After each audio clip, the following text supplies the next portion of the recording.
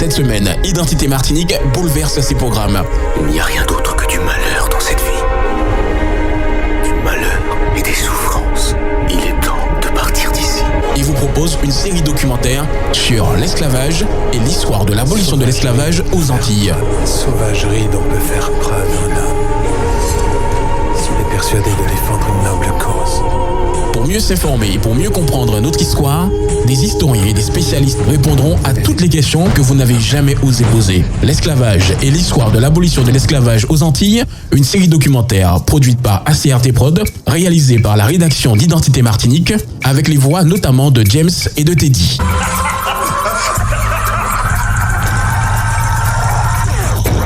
On est où là ? Toute la semaine, retrouvez ces épisodes à 6h30, 8h30, 10h30, 15h30 et 19h30. À chacune de ces heures, un nouvel épisode. L'ensemble de la série documentaire sera rediffusé et disponible en podcast sur le www.identitéradio.com le samedi 22 mai 2021. L'esclavage et l'histoire de l'abolition de l'esclavage aux Antilles, une série documentaire pour mieux comprendre, pour mieux se comprendre et mieux grandir. Sur Identité Martinique, la radio pays. Vous savez, en 1660, entre 1660 et 1664, vous avez des bulles papales qui viennent du pape et qui disent « Vous avez notre bénédiction.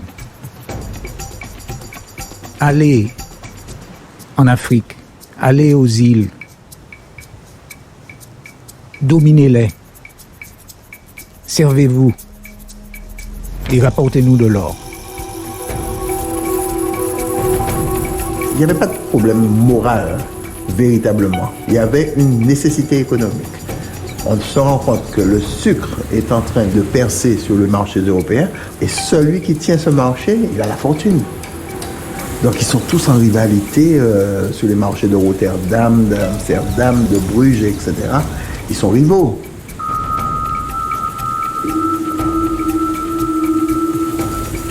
On veut développer les Antilles de telle sorte que tout ce qui est produit aux Antilles rapporte à la métropole. Et c'est pour ça que le principe érigé par Colbert, c'est pas un clou ni un fer à cheval aux colonies.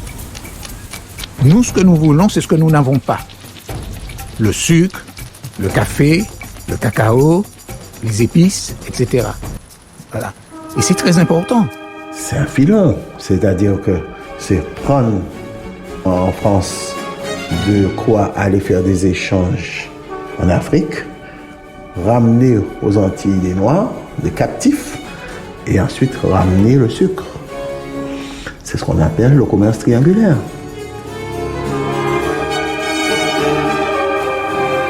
Et qui va produire ? On va instituer un système qui s'appelle l'esclavage, où le producteur, celui qui produit véritablement, le travailleur, sera la propriété du maître. Et autrement dit, il est esclave à vie. Il est esclave à vie. L'espérance de vie d'un esclave, 25 ans, 25 à 30 ans. C'est véritablement un individu considéré comme une bête de somme. Et ce qu'on lui demande, c'est de produire. Alors là, on est donc dans le Nord Grande-Terre. On est sur la commune de Danse-Bertrand, sur l'habitation mahaudière, et qui est donc encore plantée aujourd'hui au milieu de champs de canne à sucre, que l'on voit pratiquement à perte de vue, ce qui permet vraiment d'avoir une vision de ce que pouvait être cette habitation au XIXe siècle. Mathieu Dussauge. On est arrivé à remonter jusqu'aux années 1730 sur l'habitation à mahaudière, ce qui ne veut pas dire qu'elle n'existait pas avant. À cette époque-là, c'est probablement une cotonnerie, en fait, un endroit où on produit du coton et non pas du sucre encore. Et alors le sucre, par contre, ça va venir se mettre en place fin du XVIIe siècle, en fait essentiellement à cause des Hollandais qui sont chassés du Brésil par les Portugais et qui vont venir s'installer dans les petites îles de la Caraïbe et apporter avec eux un savoir-faire. Cette production et l'exploitation donc de la canne à sucre pour en faire du sucre. Et évidemment, ça va intéresser très rapidement la Guadeloupe, plus que la Martinique d'ailleurs à l'époque. Et ensuite, va devenir pratiquement une monoculture en fait. Elle va s'étendre très rapidement. Alors au départ à la Basse-Terre, qui est vraiment la première île sur laquelle les colons vont s'installer. Et puis rapidement, voyant donc l'intérêt de produire de la canne à sucre, ils vont se diriger vers la Grande Terre. Et donc là, on va pouvoir avoir des grandes propriétés pour produire de la canne sur des grandes surfaces et donc pouvoir produire un sucre qui va être compétitif. Le Moyen-Âge était un temps où on aimait le salé, on aimait l'aigre, on aimait l'épicé, le poivre. Avec le XVIIIe siècle, c'est le sucre qui est recherché en termes de goût. Et il y a un changement alimentaire qui a fait que la demande explose et elle ne cesse d'augmenter au cours du XVIIIe siècle. Dominique Rogers. C'est vraiment ce que tout le monde recherche, c'est vraiment extrêmement important. Et la France en a besoin, non pas parce qu'on consomme beaucoup de sucre, on en consomme à peu près 10 fois moins que les Anglais à l'époque, mais justement les Anglais ne produisent pas assez de sucre par rapport à leur consommation. Et donc effectivement la richesse de la France, c'est à pouvoir produire ce sucre pour pouvoir le revendre et donc faire un énorme bénéfice sur la revente. Alors l'habitation à la Mahaudière, on est entre 150 et 200 esclaves à peu près, ce qui est moyen supérieur, je dirais. C'est déjà une belle habitation. Là, quand on a 150-200 esclaves, on fait partie des habitations importantes de Guadeloupe. L'habitation, en fait, depuis le début de la colonisation des Antilles, donc au milieu du XVIIe siècle, c'est un complexe qui regroupe des terres qui sont mises en culture. Donc une partie cultivée, une partie qui est laissée en jachère, c'est ce qu'on appelle la savane.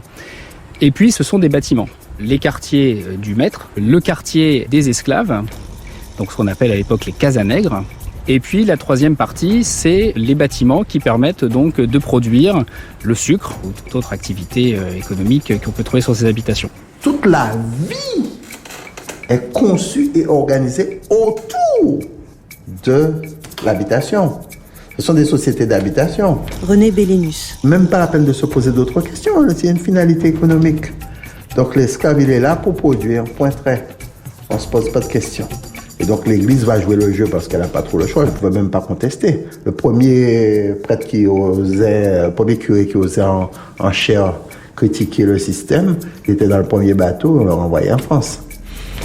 Donc tout le système était axé pour organiser, pour cautionner le système esclavagiste.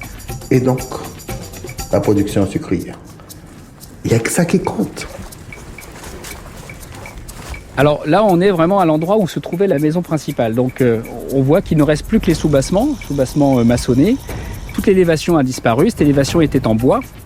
Une maison relativement réduite, une centaine de mètres carrés au sol, une salle un petit peu de réception, 2 chambres, et puis le galetas au-dessus, l'étage du dessus, qui peut servir de pièce de stockage, de grenier, etc. Donc ce sont des espaces quand même assez réduits. Il faut chasser un petit peu de son esprit l'image véhiculée traditionnellement par les grands films américains sur l'histoire de l'esclavage. Ça se passe en Louisiane, en Virginie, avec des très très grandes demeures pour les maîtres.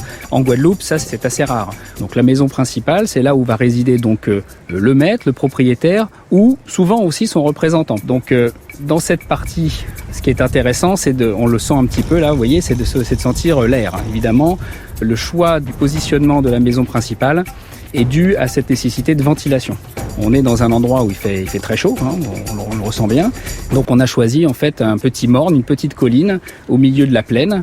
Vous voyez qu'autour de nous, on a essentiellement une plaine et très peu de relief. On a ce petit relief qui est là, qui justifie donc l'implantation de la maison principale à son sommet.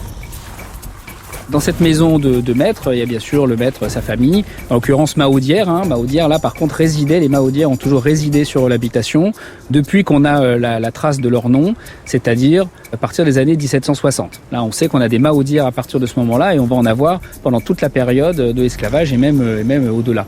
L'esclavage et l'histoire de l'abolition de l'esclavage aux Antilles. Toute la semaine, retrouvez ces épisodes à 6h30, 8h30, 10h30, 15h30 et 19h30. Une série documentaire pour mieux comprendre, pour mieux se comprendre et mieux grandir. Sur Identité Martinique, la radio pays.